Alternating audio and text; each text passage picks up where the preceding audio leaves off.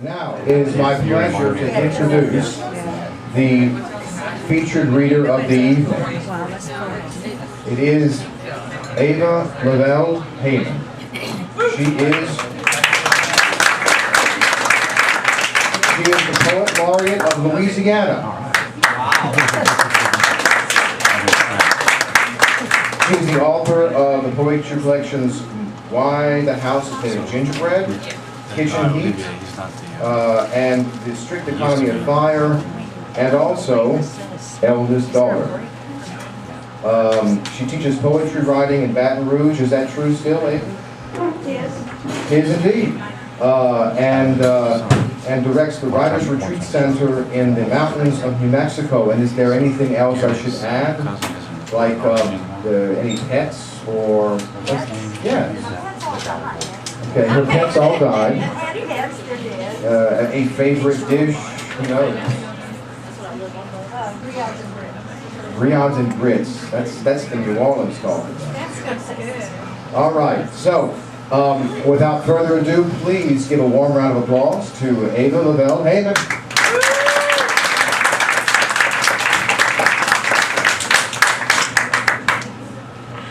Thank you. I'm going to find myself a... But that's so I don't read too long.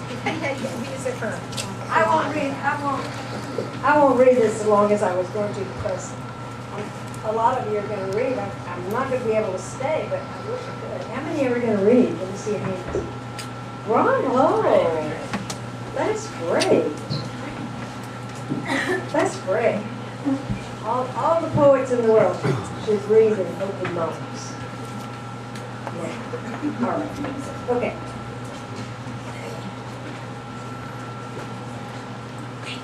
And I probably should turn mine off. Great. Well, I'm real happy to be here. I read about noon at school. Were any of you at that reading? I'm not recognizing anybody. Yeah, all right. So I would only bore the old people if I read something that I'd read before, right? I don't think so. You don't think so? No. Okay. I'm going to read a little bit from 3 books, not much. I'm going to start with one that is pretty horrible. It always gets people's attention. And by the way, if you have a truly horrible, horrific, violent poem, it's a good one to start with, especially, you know, like an open mic and a lot of people are reading and you have to do something to distinguish yourself. This is one way. Okay, this is from a book that takes off from the fairy tale Hansel and Gretel, but I don't think you need to remember every detail of the story to get this. And it's a good Halloween poem. The witch has told you a story. The witch has told you a story. You are food. You are here for me to eat. Fatten up, and I will like you better. Your brother will be first. You must wait your turn. Feed him yourself. You will learn to do it. You will take him eggs with yellow sauce, muffins torn apart and reeking butter, fried meats late in the morning, and always sweets in a sticky parade from the kitchen. His vigilance, an ice pick of hunger pricking his insides, will melt in the unctuous cream fillings. He will forget. He will thank you for it. His little finger, stuck every day through cracks in the bars, will grow sleek and round. His hollow face swell like the moon. He will stop dreaming about fear in the forest without food. He will lean toward the mouth of the oven as it opens every afternoon, sighing better and better smells.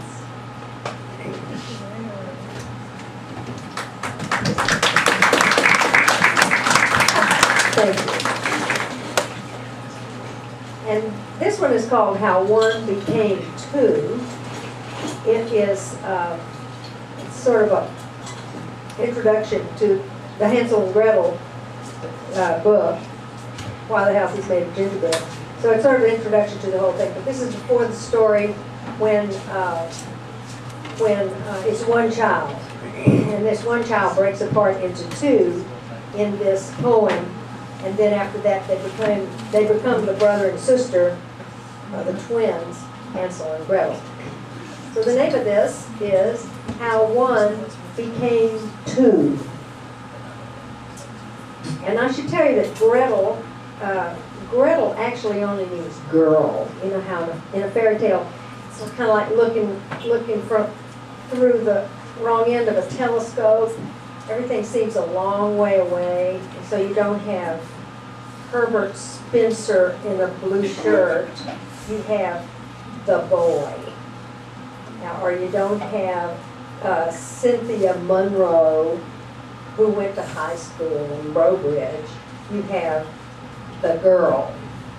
So you have the girl, the boy, the king, the queen, the son, the daughter, the youngest brother, the eldest daughter in fairy tales. So nobody is actually distinguished. They're really named after their roles. And the name Gretel in the fairy tale Hansel and Gretel in German simply means girl. So this is the girl. And the poem is How One Became Two.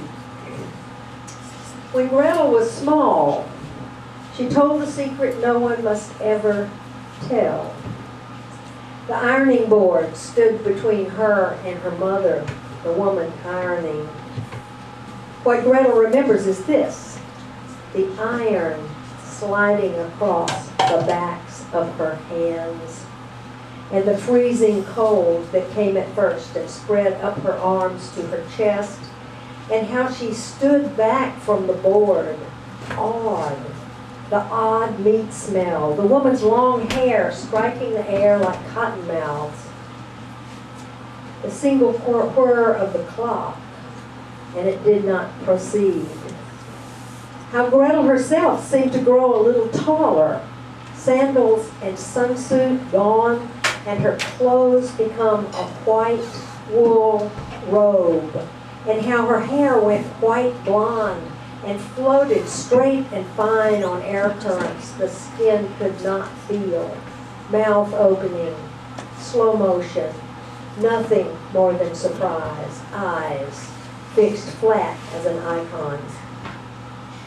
The iron made a clucking sound, and her hands, while she was looking at them, cold as snow, ignited, flamed up, yellow-red like fire forced before bellows. And it was all she could see, those burning hands. What might they do? What could she touch they would not destroy? The clock lurched forward at last, and she fell back and ran to the mirror. She thought she'd see the child in white wool with burning hands, but instead of one, she saw two twins, a boy and a girl. The girl, with only a small diminishment in weight, looked down at her hands, opening and closing. She could see every line, knuckle, scar, unmistakable as initials. The boy felt quite hollow and set about learning to do all over again. He found he was very clever and always afraid. That was a different mother. That was before the story began.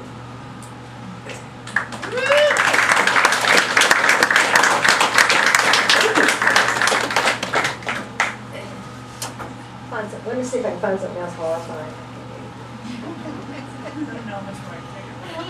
You know, it can't take much more? Oh, yeah. They can read Hallmark. They can. No, they can. Don't worry about it. They can. Let's see. That was long. Oh, that one was too long. Okay. This is from a book that has a lot of poems in it about cooking, raising kids, and then one part about being a child And when I was a child, I was extremely nearsighted, as I am now, and I don't think that's something to get over exactly. And so my uncles in Mississippi, I lived in Kansas City, Missouri, when I was a little kid. And we would go to see my grandmother in Mississippi in the country, and my uncles made fun of me all the time. They called me Yankee, they called me, they made fun of my accent.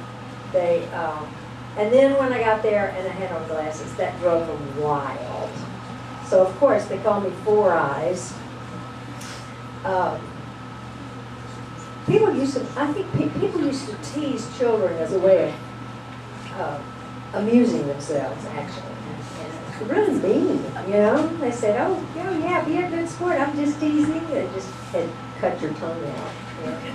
So here I am, having just shown up at this house, and it was amazing to get there and see how flat everything was. It's like it's flat around here. It was very frightening. I had these glasses on suddenly, and I could see forever. I could see the horizon, and I had never been able to see that before, and it scared me a lot. So, here we go. Four Eyes gets her first warning.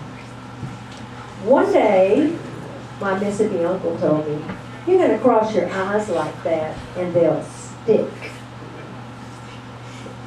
Are people still tell children that? Yes, all right. One day, my Mississippi uncle told me, you're going to cross your eyes like that and they'll stick. Said he knew an old man done it once too often. I might have seen him in town down by the cotton gin.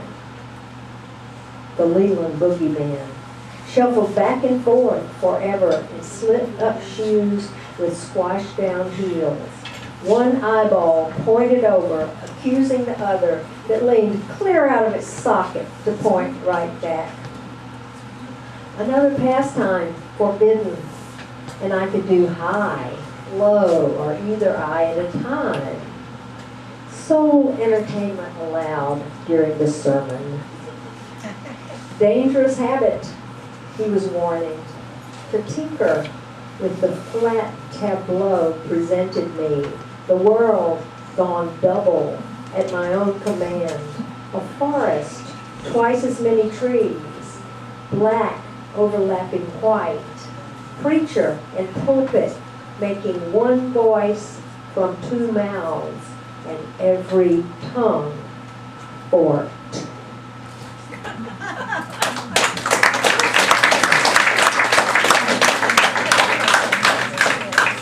I'm going to read you some. We probably don't have any Southern Baptists in here, right? Oh, there's one. Okay. Do you mind if I make fun of it? Go ahead. Okay.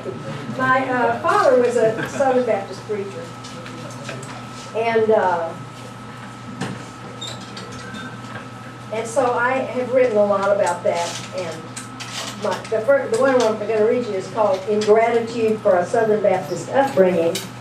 It's a big, crazy form. Some of you poets might try sometime. It's called a sestina, and it's the end word of the line. You get 6 end words in one stanza. Then those same 6 words have to repeat at the end of the lines of the next stanza, and they follow a little formula, 6, 1, 5, 2, 4, 3. And then you do that 6 times, you're back to 1, 2, 3, 4, 5, 6, and you have to do it in 3 lines. So, see if you can tell there are 6 words in here that I repeat 7 times. So see if you can figure out what they are. Okay, here we go. Ingratitude for a Southern Baptist upbringing. My father, his father, all the family men preached sin, as though proclaiming the word often enough from the pulpit would wrestle it out of our hearts. Every Sunday, a new sin. Usually something about sex, and usually committed by a woman. They all have those heavy canon voices. And it's the King James roll of those baritone voices, seminary trained, huge without microphones, that made sin sounds so sensual to me. A child woman suffering through puberty, suffering sermons enough to leave me no time to dabble into sex on my own when the wish did nibble its way into my heart. And there's no question it was our hearts they were after. Those masculine voices, sure as brass horns, trumpeting sex even while they railed against sin. But no conversion, no confession was quite enough to earn me praise as virtuous woman, virgin without stain, price above rubies, a woman who could ponder things in her heart the way Mary did. It's never enough. My modesty, my soprano solos, color to her little voice from the wrong side of the family, ascend the girlish register, a range of high notes that shimmered sex just when I yearned, so earnest, to stifle sex and anything else that branded me woman, adulteress, harlot, vessel of sin who tempted righteous Adam, soul, and heart, and that seductive bel canto voice, sticky with cinnamon and apples, enough that I looked like her, Eve. Enough that my newly furred sex was hers. My name, Ava. My voice, the Delilah tones of a woman, the one with flesh heart who first embraced sin. I heard so much about sin in church, I knew enough to go at it whole heart when the time came for sex. I'm glad to be woman, brought up right, to sing desire in my own voice.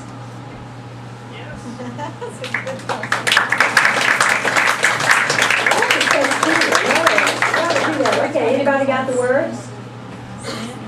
Sin. Sex. Sex. Harlot. Harlot. Not harlot, but it sounds like harlot. Heart, yeah. Voice. Is it woman? Yeah, woman. And there's one more nobody gets. There. Enough. Oh, enough. Okay. It varies. So when you get around to writing a sestina, stick a word in there that's kind of cuckoo, like tractor, when you're writing about roses. And it makes, it puts your language under pressure to try to think of how to use the wrong word like that.